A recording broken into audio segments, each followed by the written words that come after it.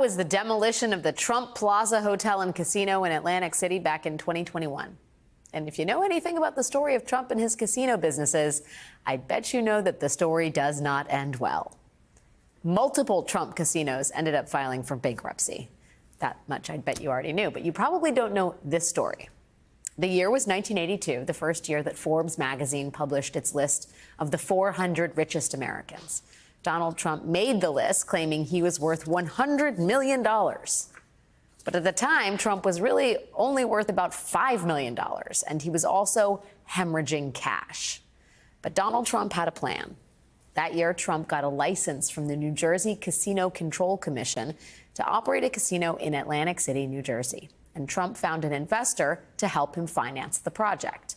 Holiday Inn, which owned the casino chain Harrah's, would give Trump $50 million in cash to build the casino, and then Trump and Harrah's would split the profits. Trump had to just prove one little thing first. Here is how the New York Times investigative reporters Suzanne Craig and Russ Buettner tell the story in their new book, Lucky Loser. Donald was on the verge of a great deal, one that would also get him out of a bind. Before leaving, the CEO of Holiday Inn told Donald that his board of directors would want to see with their own eyes that construction on the casino was underway, evidence that this young builder could make this happen. Donald kept the truth to himself. He did not have things underway because he did not have the money. So he directed his construction supervisor to hire every piece of earth-moving machinery he could find. The day the Holiday Inn board visited the site, dozens of bulldozers and backhoes pointlessly pushed mounds of earth around the 2.6-acre site in an elaborate ruse with no purpose other than to fool Trump's new business partner. Afterwards, Trump introduced himself to one of the Holiday Inn executives with the line he would never forget: "I think I'm probably the most successful person my age in the United States." That was how Trump started the Trump Plaza Hotel and Casino. He bluffed his way into it.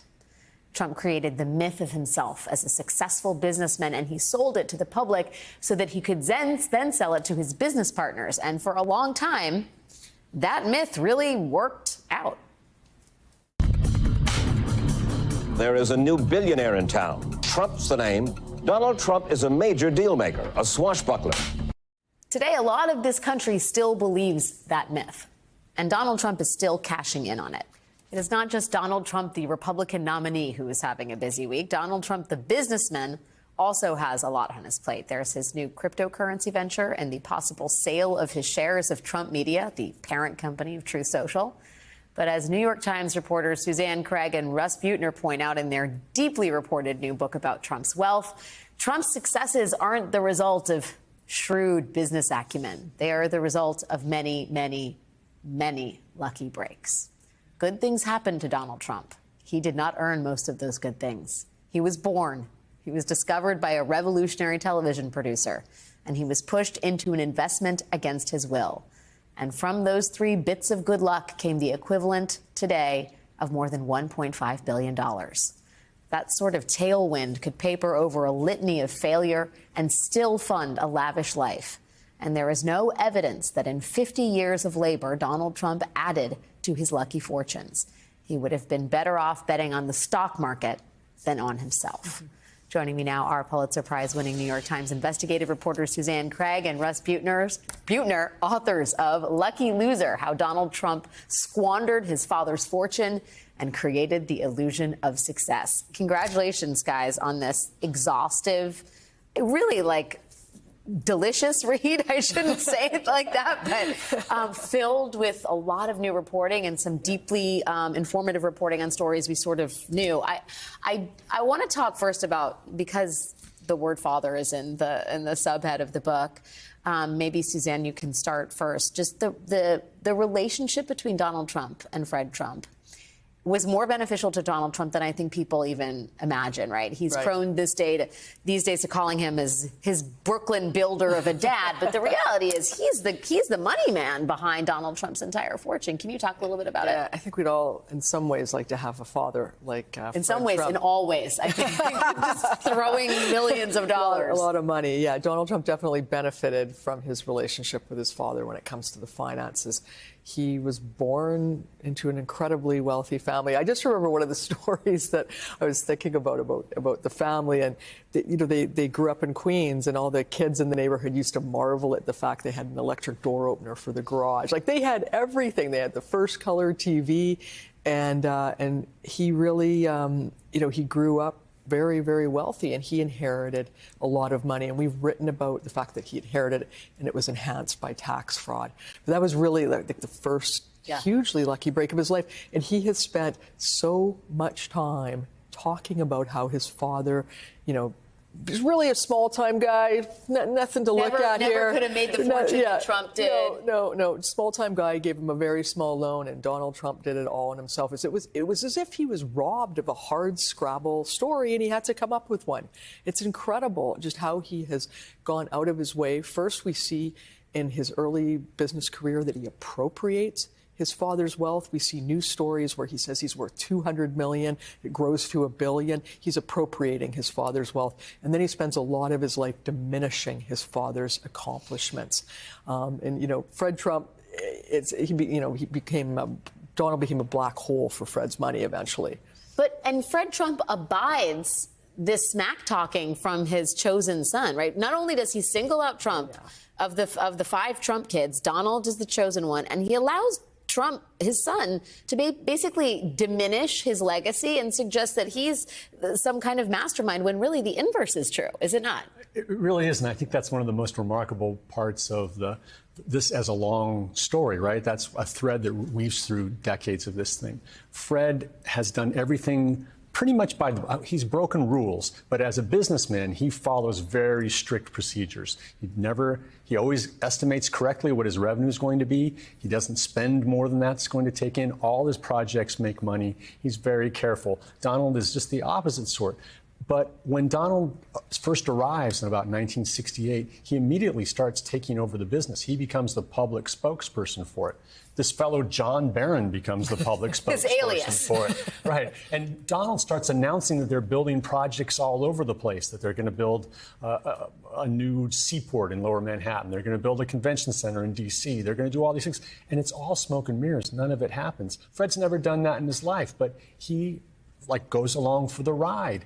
And when Donald does get a project up, when he gets his first sort of building up, Donald starts telling the world that he has fully taken over the finances of his father's company. He has not. But Fred goes along with that and allows Donald to say, and echoes it, that Donald has surpassed me, when Donald literally had one building up of his own. It's really just a remarkable relationship that's very central to what he was able to accomplish. And setting in motion what would become a long career of diminishing people closest to him who support him and assuming that their loyalty is inviolable. And casting them overboard when they're not loyal.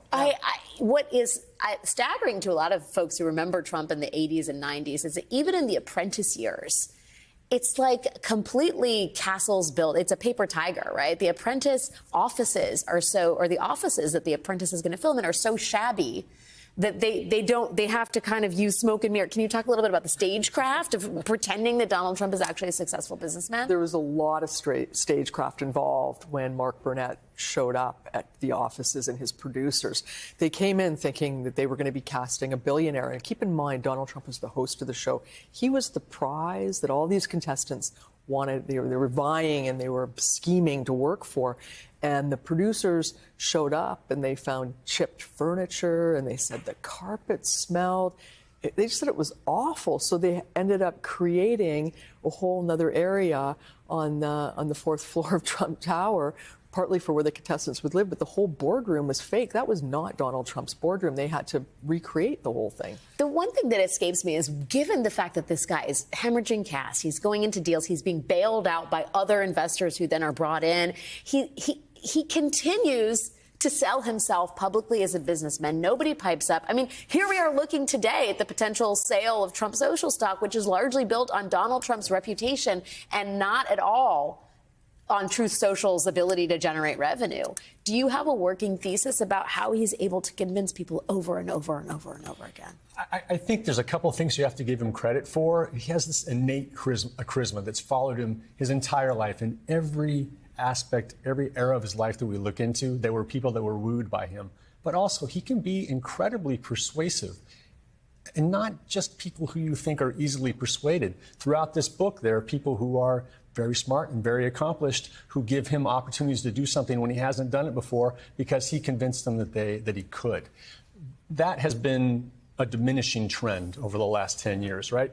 The things that once he got the money from The Apprentice, he decided again to undertake this effort to make himself look like a businessman by starting businesses. So he built a huge tower in Chicago. He secretly declared it completely worthless on his tax returns after he got it open.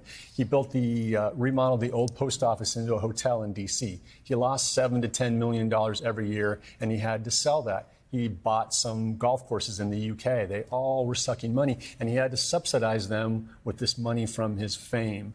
So, he's not really convincing people much anymore, but now he's got this new audience, which are his political followers. And I really think Truth Social is marketing to them. Right. Yeah. He's selling their persecution complex to them. And if you look at the site and read the people who invested, that's the thing that they grab onto, is we're under assault from all sides. We have to protect this site. We have to protect Donald Trump. He's our only chance. Yeah, he was once monetizing the sort of Trump brand in this gilded 80s, 90s New York. Now he's monetizing grievance and rage. Really, you have to hand it to him in terms of the innovation on that front.